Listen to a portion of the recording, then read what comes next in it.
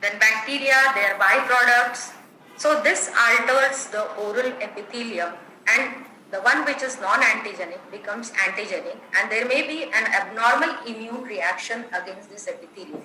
And most of the lesions in the oral cavity are based on this etiological factor. So the allergic reaction can be immediate reaction or a delayed reaction. The immediate includes anaphylaxis, hay fever, asthma, serum sickness, and delayed ones are not associated with the circulating antibodies. The common one is a aphthous ulcer, which is aphthous stomatitis. It is characterized by development of solitary or multiple ulcerations of the oral mucosa. They are small, round, or oval in shape and covered with a pseudomembrane and surrounded by a erythematous halo. And they resemble herpes simplex, which undergoes ulceration, but there is a difference in the site of involvement. The etiology for aphthous stomatitis is bacterial infection, particularly because of L form of alpha hemolytic streptococci. Then it may be considered as an immunological abnormality. There is an autoimmune response to the antigenically altered mucosa. As I have said, that the mucosa gets altered antigenically because of the oral environment, which has many microorganisms and their byproducts. There may be underlying nutritional deficiencies also, like iron, vitamin B12 and folic acid deficiency. Now the factors which precipitate, we know a very common factor, that is the stress during the exam times, maybe that is a psychological factor. Then in addition to this, trauma, endocrinal conditions, the allergies, allergic reactions and systemic diseases, they can also favor the development of aphthous ulcers. There are various types of aphthous ulcers: recurrent aphthous minor, recurrent aphthous major, herpetiform, and ulcers associated with Behçet syndrome. The most common form is the aphthous minor, recurrent aphthous minor, which is also called as canker sore. It is single or multiple ulcerations covered with a grayish-white pseudomembrane and surrounded by a erythematous halo. The lesions are extremely painful if you have experience. It interferes with eating and speech, and they heal by themselves within 8 to 10 days without any scarring. Now this more severe form of ulcers, that is recurrent aphthous major, they are larger, deeper, and this was once called as periadenitis mucosa necrotica recurrence because they occurred in the posterior part of the oral cavity near the adenoids, and it had a recurring tendency. So ulcers range from 1 to 10 in numbers. They are extremely painful and they persist for a longer time, that is maybe 4 to 6 weeks, and they may heal with scarring. And the disease is often associated with HIV infected individuals. Another type of aphthous ulceration is where it presents in the form of small multiple ulcers which resemble the ulcers of herpes simplex. So the props of ulcers are there, but herpes virus has not been isolated. Aphthous ulcer associated with the Behçet syndrome. It is associated with oral, genital and ocular lesions. Histopathology is non-specific. The presence of Anish-Cow cells is not pathognomonic because it can be seen in other diseases also. In Ritter syndrome, there is a tetrad of symptoms: mucocutaneous lesions, urethritis, balanitis and conjunctivitis. Sarcoidosis needs a mention because the lesions resemble that of tuberculosis. Histopathologically also they show the granulomas with Langerhans cells, but here they are non-caseating granulomas and microorganisms cannot be isolated. Other granulomatous lesions are vaginal granulomatosis, wherein the granular lesions are seen on the gingiva and termed as strawberry gingivitis. A chronic, non-specific chronic granulomatous disease also has been shown to be seen. These are the various hormones and the hyposecretion and hypersecretion conditions which are caused by them. Of concern is a pituitary dwarfism, where the anterior pituitary hormones are deficient, and it is before the growing age in the childhood, whereas oversecretion causes gigantism if it occurs before the growing age. If it occurs after the ossification is complete, it can lead to acromegaly. It is oversecretion of the growth hormone. So in this, there is progressive somatic disfigurement.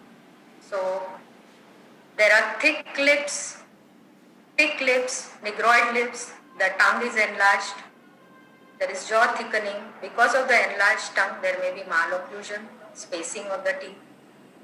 Then hypertrophy of the palatal tissues can lead to sleep apnea. The glands are also involved. The radiograph shows mandibular prognathism, taurodontism, and hypercementosis. The thyroid hormones, it manifests as cretinism in children, which is characterized by enlarged tongue, development of malocclusion, and there is delayed eruption of the tooth.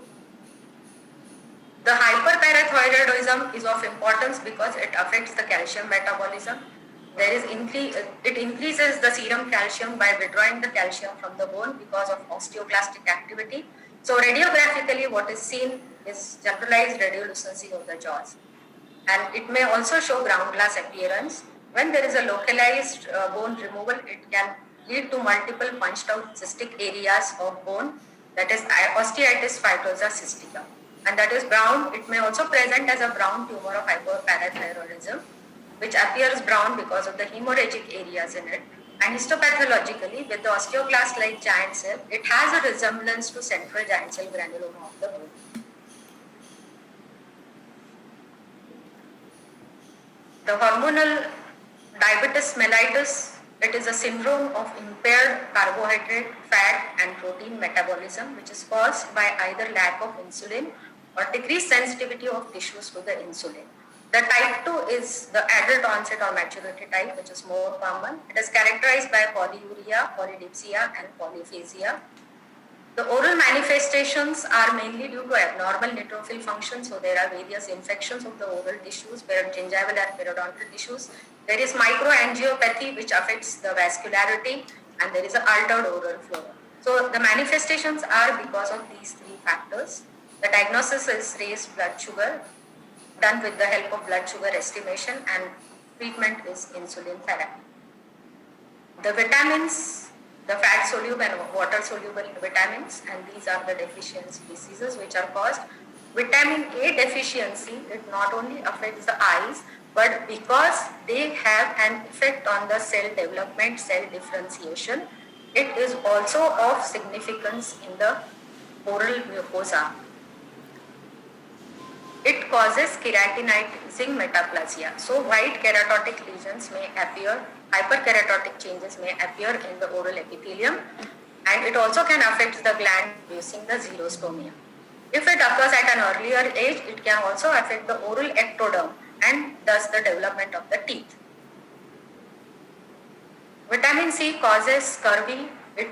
Deficiency causes scurvy, and it is associated with defective collagen formation and thus the fragility of the vessel walls, and it is characterized by the bogey ulcerative gingiva, which tends to bleed, and it is called as scorbutic gingivitis. This has to be differentiated from anal hematological abnormalities as in leukomic enlargement of the gingiva and other medication side effects. The mineral metabolism, major and the trace elements, amongst these, it is the fluorides, which are known for their antichoriogenic activity. They prevent the demineralization of tooth, enhance remineralization, reduce enamel solubility, and thus they are antichoriogenic. Increase in the fluoride intake than 1 ppm parts per million of drinking water can lead to dental fluorosis. So this excess fluoride interferes with the mineralization of the enamel, and this is a mild form, whereas this is a very mild form. This is a mild form where the hypoplastic areas are seen on the enamel surface, a moderate form and a severe form where the corroded appearance of the tooth is seen. And this has to be differentiated from other enamel hypoplasias. The normal calcium level is 9 to 11 grams per deciliter, and in tetany, that is a reduced calcium, serum calcium, there is a muscular spasm. The protein metabolism causes, the deficiency of protein causes kwashiorkor, whereas a prolonged starvation deficiency causes marasmus. So there is a spectrum of disease, protein, energy, malnutrition. Carbohydrate metabolism disturbance is characterized by Hurler's syndrome, which have the gargoyle cells in them. The lipid metabolism, there is accumulation of various lipids in the cells, as seen here, Fabry, Gaucher's, Niemann-Pick and Fabry's disease. The Gaucher cells, they have the accumulation. The macrophages are accumulated with the glucocerebrocytes, implant, partial dentures. They are made up of all exogenous material and can have an impact on the mucosal, oral mucosa. Now, why do they produce the reactions? It is because the surface properties of the materials, they may have microporosities or chemical stability. The material may invoke the allergic reactions. The prosthesis may cause a mechanical irritation. There may be plaque accumulation on the surface, and the plaque microorganisms can also lead to the disease. There are direct consequences like denture stomatitis, flabby ridges, hyperplasia, angular cheilitis, as named here, denture stomatitis, where the stomatitis in the denture base area is seen, which may be attributed to the candida. The flabby ridges are there when abnormal forces on the ridges are there. The bone is resorbed and it is replaced by the fibrous tissue. There may be denture irritation, hyperplasia. The traumatic ulcers because of the denture bases may be found because of overextended denture flanges. Angular cheilitis is a common involvement at the corners or commissures of the mouth. It is because of reduced vertical dimension of occlusion. Because of reduced vertical dimension, there may be accumulation of saliva in it, and this provokes the candida infection in the area. There may be underlying nutritional deficiencies like vitamin B or riboflavin deficiency, to be more specific, or iron deficiency anemia. The treatment is variable depending on the etiology. The primary cause may be correct. Burning mouth syndromes may sometimes be associated with the prosthesis. Gagging, a very common phenomenon observed with the prosthesis. The residual reduction, that is resorption of the residual ridges, may occur due to various reasons. The overdenture abutments, they can show the caries and periodontal disease because of plaque accumulation and bacterial colonization. The mechanical irritation from the denture has rarely been said to be causing the chronic constant irritation leading to malignancy. If there is an ulceration which doesn't heal for a long time, it needs to be biopsied to rule out the malignancy. Now, the indirect consequences of wearing the dentures, there are mucosal pathologies related to the implants. There is peri-implant mucositis. There is peri-implantitis, that is the bone is also involved. There may be gingival dehiscence and recession or development of peripheral giant cell granulomas. Now, this is all related to the bacterial infection, the plaque accumulation, the abnormal forces on the implants. This is a fistula and this is inflammatory proliferation of the area, tissues around the implant. Hypertrophy of the gingiva, there may be abscess as seen here. This is a dehiscence caused because of implant, gingival recession because of the implant. This is peri-implant mucositis where only mucosa is involved, and this is peri-implantitis which further progresses into the periodontal ligament and bone. The preventive measures can be taken to prevent these reactions. Some of the indirect consequences, they are atrophy of the masticatory muscles because there is reduction in the masticatory forces, so muscles can get atrophied. There may be nutritional deficiencies, allergic reactions to the material used. It may manifest in the form of lichenoid reactions on the oral